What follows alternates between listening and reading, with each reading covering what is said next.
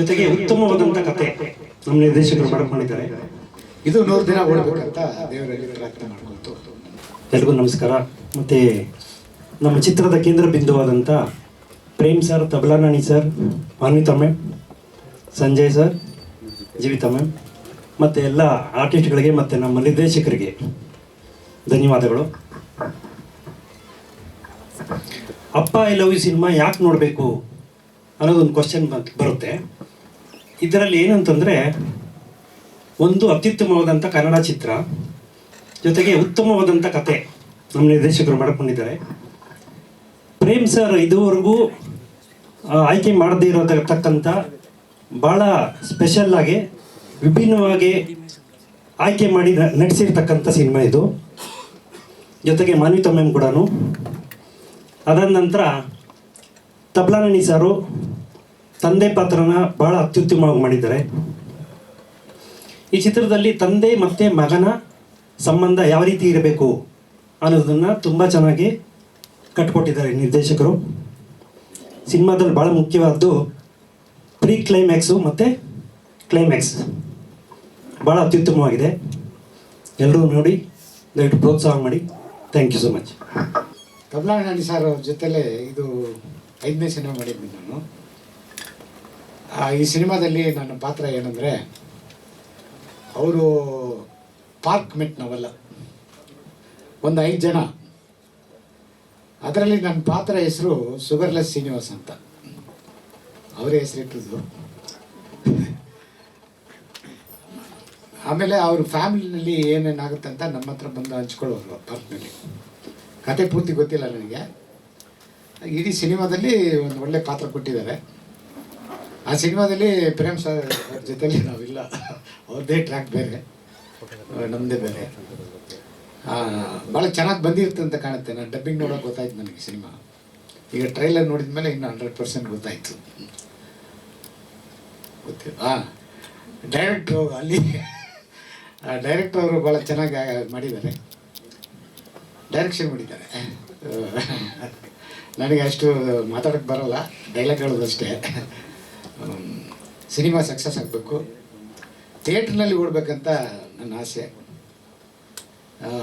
Last time ನಾನು ಅದೇ ಹೇಳಿದ್ದೆ, 100 ದಿನ ಓಡಬೇಕಂತ ಬೇರೆ ಒಂದು ಪ್ರೋಗ್ರಾಮ್ನಲ್ಲಿ.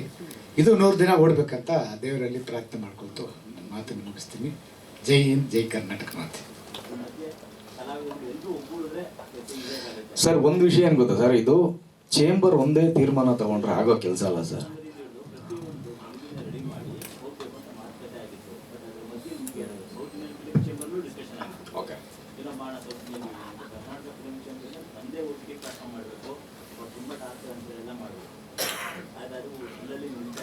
ಸರ್, ನಾವು ಯಾವ ಥರ ಅವ್ರ ಹೆಲ್ಪ್ ಕೇಳೋರು ನಾವು ಕೊಡೋದಕ್ಕೆ ರೆಡಿ ಇದೀವಿ ಸರ್. ಯಾಕಂದರೆ ಇವನ್ನು ಕಾವೇರಿ ವಿಚಾರದಲ್ಲಿರ್ಬೋದು, ಬೇರೆ ಇನ್ಯಾವುದೇ ವಿಚಾರದಲ್ಲಿರ್ಬೋದು ಸರ್, ಎಂಟೈರ್ ಚಿತ್ರರಂಗ ರಸ್ತೆಗೆ ಇಳಿದು ಪ್ರತಿಭಟನೆ ಮಾಡಿದ್ದೀವಿ, ಹೋರಾಟ ಮಾಡಿದ್ದೀವಿ. ಅಂಥದ್ರಲ್ಲಿ ಇವತ್ತು ಪ್ರೊಡ್ಯೂಸರ್ನ ಉಳಿಸೋದಕ್ಕೆ, ಕಲಾವಿದರನ್ನ ಉಳಿಸೋದಕ್ಕೆ, ನಮ್ಮ ಕನ್ನಡ ಸಿನಿಮಾ ರಂಗನ ಉಳಿಸ್ಕೊಳ್ಳೋದಕ್ಕೆ ನಾವು ಬರಲ್ಲ ಅಂತೀವಿ ಸರ್. ಎನಿ ಟೈಮ್ ಎಲ್ಲರೂ ರೆಡಿ ಇದ್ದಾರೆ ಸರ್. ಬಟ್ ಒಂದು ಕೂಗು ಬೇಕು ಸರ್. ಹೌದು,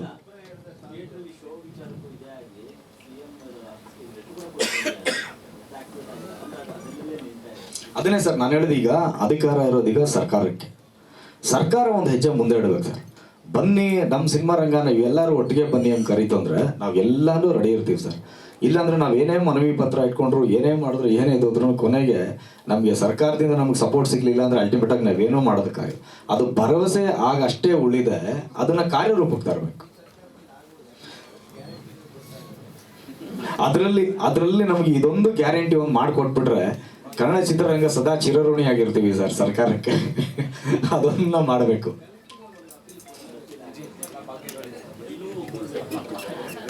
ಖಂಡಿತ ಸರ್, ಖಂಡಿತ ಸರ್. ಅದಕ್ಕೆ ನಾನು ಹೇಳ್ತಾ ಇರೋದು, ಮಾಧ್ಯಮದಲ್ಲೂ ನಾವು ರಿಕ್ವೆಸ್ಟ್ ಮಾಡ್ಕೊಳ್ತಾ ಇರೋದು ಯಾಕೆ ಅಂದರೆ, ಈಗ ನಾವು ಮಾತಾಡಿದ್ರೆ ಬರೀ ಒಂದು ಕೂಗಾಗುತ್ತೆ. ಸೊ ನೀವು ಅದನ್ನ ತಲುಪಿಸೋ ರೀತಿನೇ ಬೇರೆ. ಪ್ರತಿಯೊಂದು ಮನೆಗೆ, ಪ್ರತಿಯೊಂದು ಮನಸ್ಸಿಗೂ ಸಹ ಬಹಳ ಕನೆಕ್ಟಿವ್ ಆಗಿ ತಲುಪಿಸ್ತೀರ ನೀವು, ಬ್ರಿಡ್ಜ್ ಥರ. ಸೊ ಹಾಗಾಗಿ ನಿಮ್ಮಲ್ಲಿ ನಾನು ರಿಕ್ವೆಸ್ಟ್ ಮಾಡ್ತಾ ಇರೋದು, ಇದೊಂದು ವಿಷಯನ ತುಂಬ ಸೀರಿಯಸ್ ಆಗಿ ತಗೊಂಡು ಒಂದು ಹೋರಾಟ ಮಾಡೋಣ ನಾವೆಲ್ಲರೂ ಸಹ. ಆ್ಯಂಡ್ ಸಿನಿಮಾ ಬಗ್ಗೆ 12ನೇ ತಾರೀಕು ಸಿನಿಮಾ ರಿಲೀಸ್ ಆಗ್ತಾ ಇದೆ. ದಯವಿಟ್ಟು ಎಲ್ಲರೂ ಥಿಯೇಟ್ರಿಗೆ ಬನ್ನಿ, ಸಿನಿಮಾ ನೋಡಿ. ಇಂಥ ಒಂದು ಕಂಟೆಂಟ್ ಇರೋ ಸಿನಿಮಾಗಳಿಗೆ ಬೆಂಬಲವನ್ನು ಕೊಡಿ ಅಂತ ಈ ಮುಖಾಂತರವಾಗಿ ಹೇಳೋದಕ್ಕೆ ಇಷ್ಟಪಡ್ತೀನಿ. ಬೇರೆ ಎಲ್ರಿಗೂ ಅವರು ವಿಚಾರ ಅವರು ಮಾತಾಡಿದ್ದಾರೆ. And Arvind sir, so sorry, ತುಂಬ ಎಮೋಷ್ನಲ್ ಆದ್ರಿ. ನನ್ನ ಅದ್ಭುತವಾದಂಥ ಗೆಳೆಯ. ಇವತ್ತು ನನ್ನ ಹತ್ರ ಏನು ಫೋನ್ ನಂಬರ್ ಇದೆ, ಆ ಫೋನ್ ನಂಬರ್, ಆ ಸಿಮ್ ಕಾರ್ಡ್ ಕೊಡಿಸಿದ್ದವ್ರೆ ಬಹಳಷ್ಟು ವರ್ಷಗಳ ಹಿಂದೆ. ಅಲ್ಲಿಂದ ಸ್ಟಾರ್ಟ್ ಆಗಿದ್ದು ನಮ್ಮ ಫ್ರೆಂಡ್ಶಿಪ್ಪು. ಜೊತೆಗಾರದಲ್ಲಿ ಅವ್ರು ಹೇಳಿದಾಗೆ ನಮ್ಮ ಜೊತೆನಲ್ಲಿ ಆ್ಯಕ್ಟ್ ಮಾಡಿದ್ರು.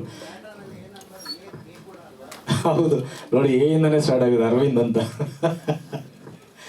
ಆ್ಯಂಡ್ ವಿಜಯ್ ಚಂಡೂರ್ ಅವರು, ಕಿನ್ನಲ್ ರಾಜು ಅವರು, ಎಂಟೈರ್ ಟೀಮು. ಹೌದು ಸರ್. ಸೊ ಹಾಗಾಗಿ ಎಲ್ಲರೂ ಸಹ ನಿಮ್ಮ ತಂದೆ ಇದ್ರ ಜೊತೆನಲ್ಲಿ, ತಾಯಿ ಜೊತೆನಲ್ಲಿ ಬಂದೆ ಸಿನಿಮಾ ನೋಡಿ. ಯಾಕಂದರೆ ಸಂಸ್ಕಾರ ಅನ್ನೋದು ನಮ್ಮಿಂದ ಶುರುವಾಗೋದು. ಇವತ್ತು ಒಂದು 100 ಕಿಲೋಮೀಟರ್ ದೂರ ಎಲ್ಲಾದರೂ ನಾನು ಜರ್ನಿ ಮಾಡಬೇಕಂದ್ರೆ ನನ್ನ ತಂದೆ ತಾಯಿ ಕಾಲು ಮುಟ್ಟಿ ನಾನು ಆಶೀರ್ವಾದ ತೊಗೊಂಡು ಹೋಗ್ತೀವಿ. ಸೊ ನಮ್ಮ ಮಕ್ಕಳು ನೋಡಿ ಅಬ್ಸರ್ವ್ ಮಾಡ್ತಾ ಇರ್ತಾರೆ. ನಾವು ಅಂದ್ಕೊಂಡಿರ್ತೀವಿ ಮಕ್ಕಳು ನಮ್ಮನ್ನೇನು ಅಬ್ಸರ್ವ್ ಮಾಡಲ್ಲ ಅಂತ. ಅದೇನೇ ನನ್ನ ಮಕ್ಕಳಿಗೂ ಬಂದಿದೆ. ನಾವು ಯಾವತ್ತೂ ಸಹ ಈ ಅಜ್ಜಿ ತಾತನಿಗೆ ನಮಸ್ಕಾರ ಮಾಡೋಂತ ನಾವು ಯಾವತ್ತೂ ಹೇಳ್ಕೊಟ್ಟಿಲ್ಲ ಅವ್ರಿಗೆ. ಅದು ಹಂಗೆ ಬಂದ್ಬಿಟ್ಟು ನಾವು ನಮಸ್ಕಾರ ಮಾಡ್ತಿದ್ರೆ ಬಂದ್ಬಿಟ್ಟು ಅವ್ರು ಆಡಿಷನ್ಗೆ ಹೋಗ್ಬೇಕಾದ್ರು, ಇವತ್ತು ಶೂಟಿಂಗ್ ಹೋಗ್ಬೇಕಾದ್ರು ಬಂದು ನನಗೆ ನನ್ನ ಹೆಂಡತಿಗೆ ನಮಸ್ಕಾರ ಮಾಡ್ಬಿಟ್ಟು ಹೋಗ್ತಾರೆ. ಸೊ ಈ ರೀತಿಯಾದ ಸಾಕಷ್ಟು ವಿಷಯಗಳು ಸಿನಿಮಾದಲ್ಲಿದೆ. ಒಳ್ಳೆ ಕಂಟೆಂಟ್ ಇರೋಂಥ, ಸಂಸ್ಕಾರ ಇರೋಂಥ ವಿಷಯಗಳು. ಸೊ ಹಾಗಾಗಿ ಬನ್ನಿ, ಸಿನಿಮಾ ನೋಡಿ, ಸಿನಿಮಾವನ್ನು ಗೆಲ್ಲಿಸಿ, ಕನ್ನಡಕ್ಕಾಗಿ ನಾವೆಲ್ಲರೂ ಒಟ್ಟಾಗಿರೋಣ. ಸ್ವಾದಿಷ್ಟತೆಯ ಸ್ವಾದ, ತಾಜಾತನದ ಆಹ್ಲಾದ, ಉತ್ತಮ ಆರೋಗ್ಯ ಮತ್ತು ಹೆಚ್ಚಿನ ರೋಗ ನಿರೋಧಕ ಶಕ್ತಿಯ ವೃದ್ಧಿಗೆ ಈಗ ನಿಮಗೆ ಸಿಗುತ್ತಿದೆ ಉತ್ತಮ ಗುಣಮಟ್ಟದ ಪೌಷ್ಟಿಕಾಂಶ Shri Vaidik millet health mix. ಇದು ಸಿರಿಧಾನ್ಯಗಳ ಸಂಪತ್ತು.